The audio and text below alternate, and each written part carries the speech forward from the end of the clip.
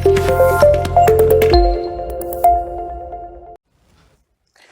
Students, कैसे हो आप सब? Hope you are studying well. Welcome to our YouTube channel SS Edu Centre, education without limits. Here we are providing you guidance, teaching and motivation. चलो फिर आज का discussion start करते हैं। आज हम लोग डिस्कस करने वाले हैं एनसीईआरटी क्लास 8 साइंस का चैप्टर नंबर 8 जो है सेल स्ट्रक्चर एंड फंक्शंस। ठीक है, तो चलो डिस्कशन स्टार्ट करते हैं। पहले बेसिक से स्टार्ट करते हैं। What is cell? सेल क्या है? सेल का बेसिक जो डेफिनेशन है वो ऐसे हो लिख सकते हैं हम, cell is the structural and functional unit of life. थोड़ा टेक्निकल साउंड हो सकता है, मैं थोड़ी धीरे डिस्कस करता हूं। पहला पार्ट है सेल इज द स्ट्रक्चरल। ठीक है student, structural. And second part है functional. Structural unit of life हम सेल को क्यों बोलते हैं? देखो, हमारा जो वर्ल्ड में जितना भी लिविंग ऑर्गेनिजम्स है उनका जो बॉडी स्ट्रक्चर बनता है वो स्ट्रक्चर किससे बनता है स्टूडेंट? सेल से। आपको थोड़ा हैरानी होगा, हाँ, हमारा जो बॉडी, ह्यूमन का जो बॉडी है वो भी सेल से ही बनता है। सेल एक छोटा सा पार्ट होता है जिसको हम नेकेड आई से नहीं देख सकते हैं, इसको माइक्रोस्कोप से ही दिखा जाता है। जो इक्विपमेंट से दिखा जाता है उसका नाम क्या है? माइक्रोस्कोप। ठीक है स्टूडेंट, तो स्ट्रक्चर जो भी लिविंग ऑर्गेनिजम्स है उनका जो बॉडी स्ट्रक्चर बनता है वो सेल से ही बनता है। कैसे बनता है मैं बाद में और डिटेल में एक्सप्लेन कर रहा हूं। और उसके साथ साथ यहाँ पे और एक चीज क्या लिखा हुआ है? फंक्शनल। ठीक है स्टूडेंट, फंक्शनल क्यों बोल रहा है? जो भी लिविंग ऑर्गेनिज्म जो भी फंक्शंस करते हैं, हम लोग, हमारे, मैं ह्यूमन का एग्जांपल ले रहा हूं, हम लोग जो भी बेसिक फंक्शंस करते हैं जैसे बैठना, चलना, दौड़ना, ये हमारे ब्रेन से कंट्रोल हो रहा है। तो ब्रेन में भी ना एक सेल रहता है, उस सेल को हम लोग बोलते हैं नर्व सेल। वो नर्व सेल का क्या है मैं थोड़ा बाद में डिस्कस करूंगा। और एक एग्जांपल देते हैं, जैसे हमारा हार्ट क्या करता है? हार्ट एक ऑर्गन है जो पंप करता है ब्लड को, ब्लड सर्कुलेट करता है फुल बॉडी में, ये भी सेल से ही चलता है। ठीक है स्टूडेंट, तो जितना भी बॉडी में ऑर्गन्स है इनका जो फंक्शंस है ये डायरेक्टली और इनडायरेक्टली कौन कंट्रोल करता है? सेल। तो समझ में आया स्टूडेंट? तो इसलिए हम लोग बोलते हैं cell is the structural and functional unit of life. आशा करता हूं समझ में आया है इतना तक। ठीक है, यहाँ पे मैं और एक चीज लिखा हूं, बिल्डिंग ब्लॉक ऑफ बॉडी। मैं उसको एक एग्जांपल से, शॉर्ट एग्जांपल से मैं आप लोगों को डिस्कस करता हूं। देखो स्टूडेंट, हमारा जो हाउस है, इस हाउस का जो बेसिक यूनिट है ये क्या है? ये है ब्रिक या ईटा। ठीक है स्टूडेंट, हम लोग का घर ईंटों से ही बनता है, आप सब लोग जानते होंगे। ठीक है, जो ब्रिक होता है, ब्रिक को हम लोग एक अरेंजमेंट करते हैं, एक के ऊपर एक करके रखते हैं, तब बनता है वॉल्स। पता है ब्रिक के साथ और भी बहुत सारा मटेरियल्स लगता है, लेकिन बेसिक जो यूनिट है, बेसिक जो नीड है वो है ब्रिक या ईटा। तो ईटा को हम लोग सजा के वॉल बनाते हैं, चारों वॉल मिला के एक रूम बनता है। ठीक है स्टूडेंट, एक रूम बनता है, और रूम को एक जब घर में अरेंज होता है तो अरेंज होके पूरा एक घर बनता है। तो यहाँ पे मैं वही लिखा हूं, ब्रिक से बनता है वॉल्स को सजा के रूम बनता है, रूम से बनता है हाउस। वैसे ही मैं कंपेयर कर रहा हूँ सेल को। देखो स्टूडेंट, हमारा जो बॉडी है इसको हाउस समझ लेते हैं। सपोज कर लीजिए ये हाउस है। ठीक है, तो हाउस का मतलब बॉडी का जो बेसिक यूनिट होगा वो है सेल। बहुत सारा सेल मिला के बनता है टिश्यूज। ठीक है स्टूडेंट, टिश्यू अरेंज होके बनता है ऑर्गन्स को मैं एग्जांपल दे चुका हूं। ऑर्गन्स क्या क्या है? ह्यूमन का जो ऑर्गन्स है क्या क्या है? हार्ट है, लंग्स है, किडनी है, ब्रेन है, सब ऑर्गन्स है। ये ऑर्गन्स जब अरेंज होता है तो एक सिस्टम बनाता है, जो सिस्टम को हम लोग फिर बनता है एक बॉडी।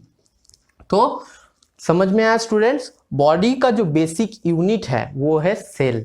जैसे हाउस का बेसिक यूनिट है ब्रिक, वैसे ही बॉडी का बेसिक यूनिट है सेल। ठीक है स्टूडेंट, आशा करता हूं इतना तक समझ में आया होगा आप सब लोगों को।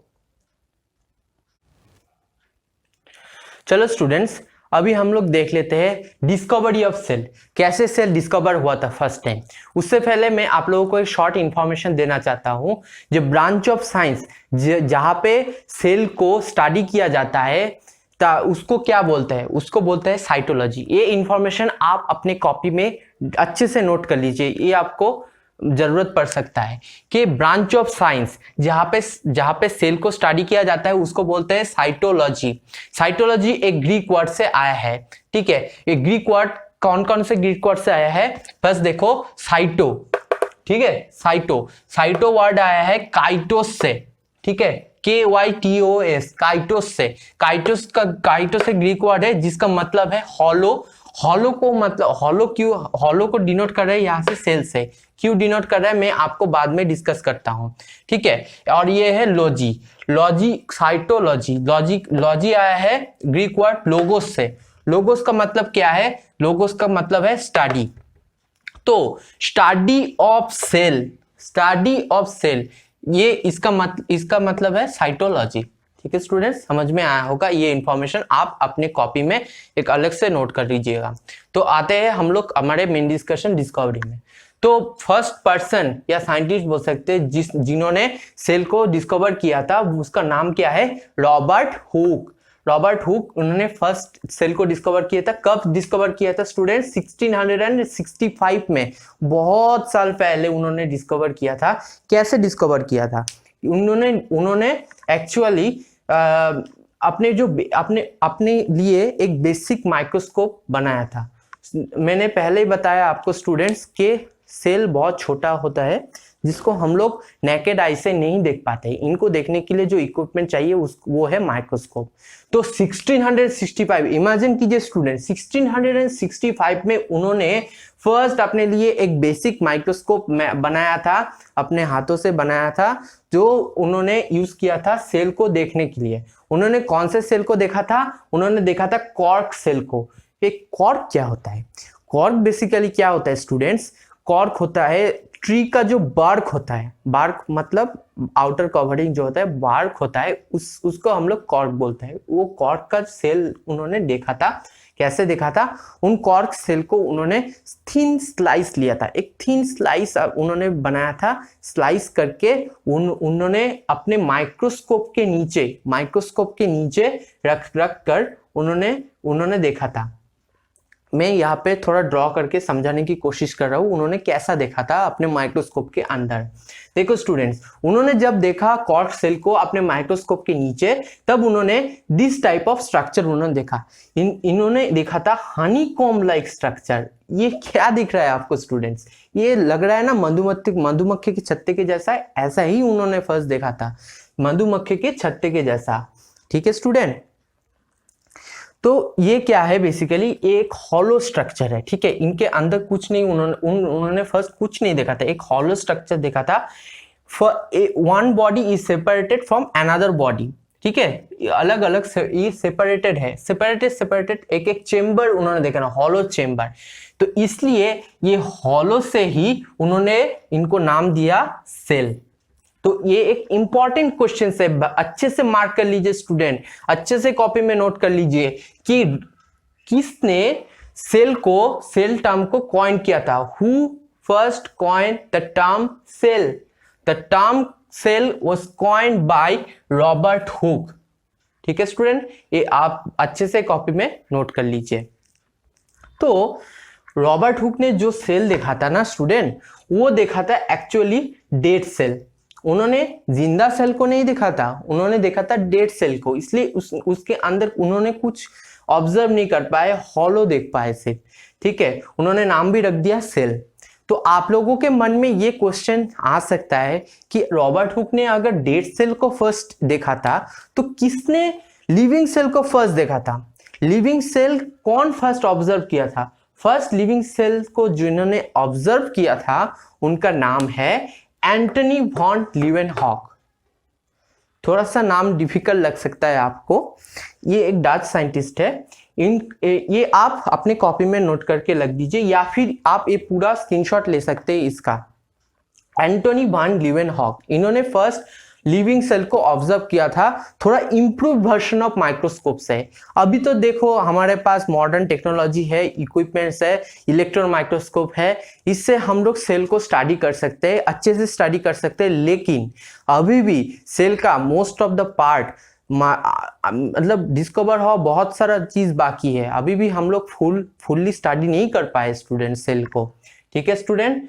आशा करता हूं आप लोगों को इतना तक अच्छे से समझ आया है। ठीक है स्टूडेंट, तो चलो स्टूडेंट्स अभी हम लोग देख लेते हैं कि cell number, cell shape and cell size.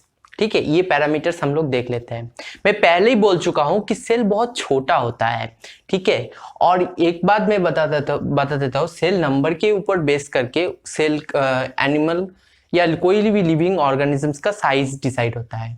जैसे सेल नंबर के पहले मैं ये बोल देता हूँ, सेल नंबर के ऊपर बेस करके हम दो लिविंग ऑर्गेनिजम्स को दो पार्ट में डिवाइड कर सकते हैं। एक है यूनिसेलुलर और एक है मल्टी सेलुलर।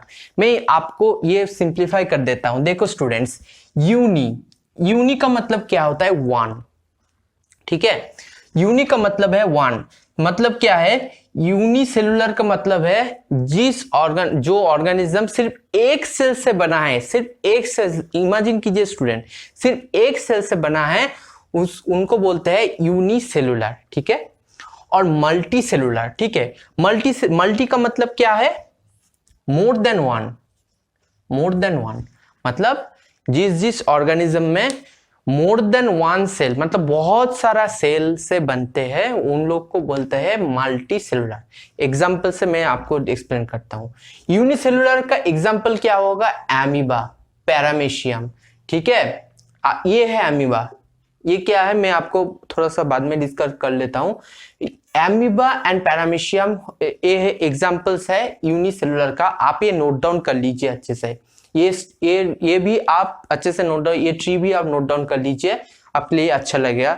आप एग्जाम में भी ऐसे करके आप डायग्राम बना के लिखेंगे तो आपको मार्क्स भी अच्छा मिलेगा आप लोगों को। ठीक है स्टूडेंट, तो यूनिसेलुलर का एग्जांपल हो गया एमीबा, पैरामीशियम। मल्टी सेलुलर का एग्जांपल हो जैसे प्लांट्स, एनिमल्स, ह्यूमंस, हम सभी मल्टी सेलुलर ऑर्गेनिजम्स हैं। अगर कोई आपसे पूछे कि ह्यूमन मल्टी सेलुलर है या यूनिसेलुलर है, तो आपका आंसर क्या रहेगा स्टूडेंट?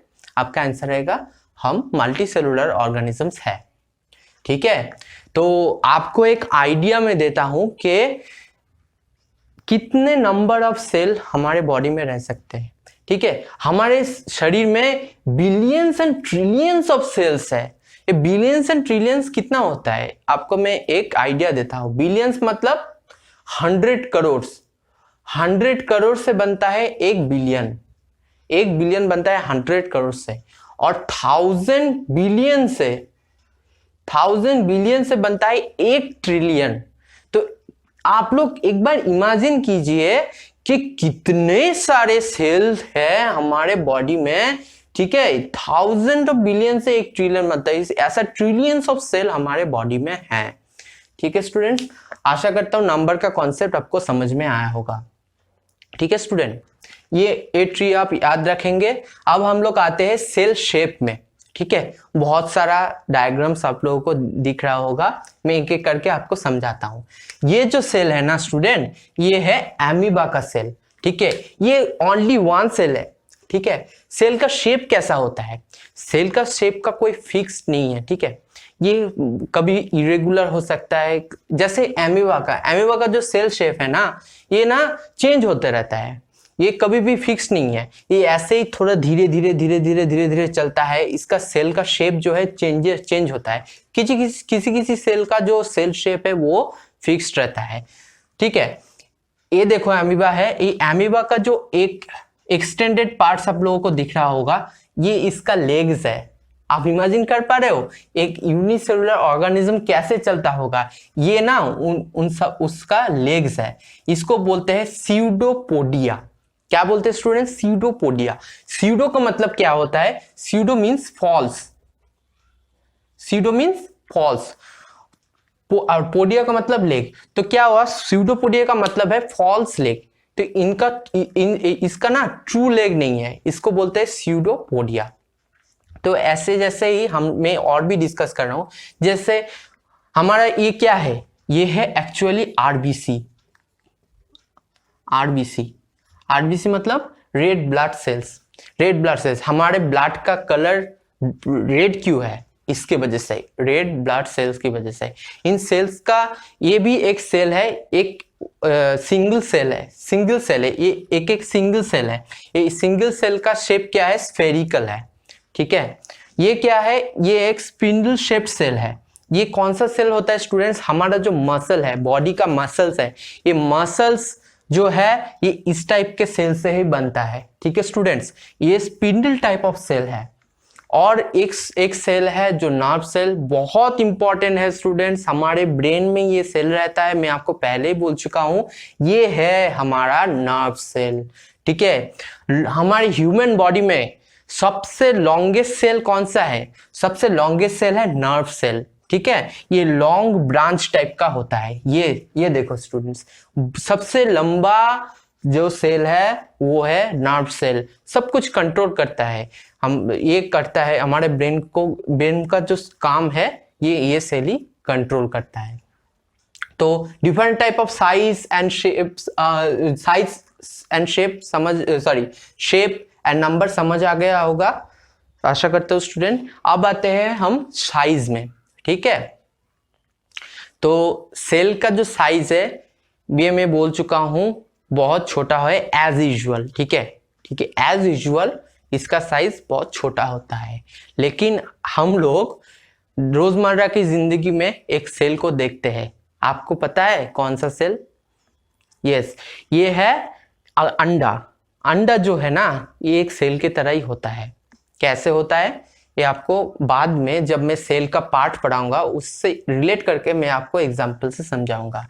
सेल का जो साइज है ये कैसे मेजर होता है, इससे ये मेजर होता है माइक्रोमीटर से। ये जो यूनिट है ना, नोट डाउन कर लीजिए, माइक्रोमीटर में इसका सिंबल होता है माइक्रोमीटर। ठीक है, जो ये होता सबसे छोटा जो सेल है, सबसे छोटा सेल 0.1 to 0.5 माइक्रोमीटर, बहुत छोटा है, मिलियन ऑफ मीटर होता है, मिलियन ऑफ मीटर है माइक्रोमीटर।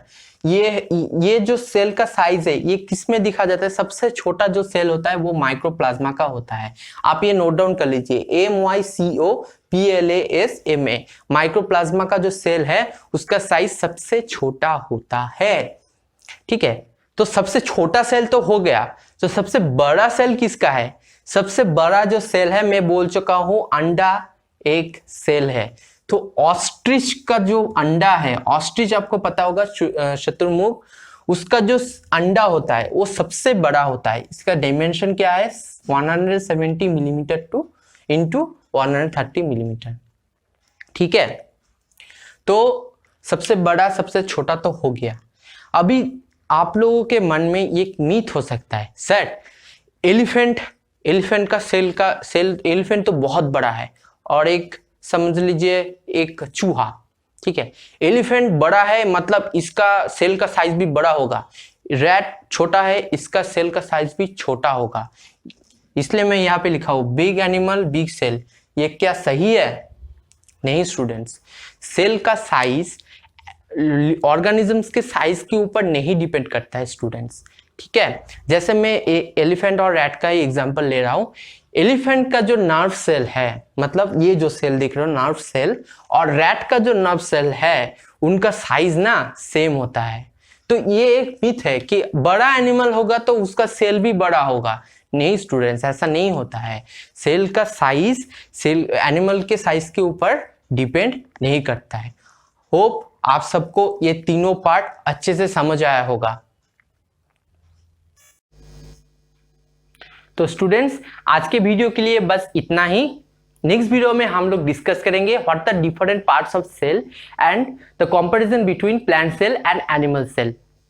तो आई होप आप लोगों को हमारा कॉन्सेप्ट अच्छा लग रहा है एंड कॉन्सेप्ट समझ में आ रहा है। अगर वीडियो अच्छा लगा है तो वीडियो को लाइक कीजिए, शेयर कीजिए अपने दोस्तों में, सब्सक्राइब कीजिए and press the bell icon to get further notifications. आप हम लोगों को Facebook page and Telegram channel में भी फॉलो कर सकते हैं। The link is given in the description box. तो चलिए मिलते हैं नेक्स्ट वीडियो में।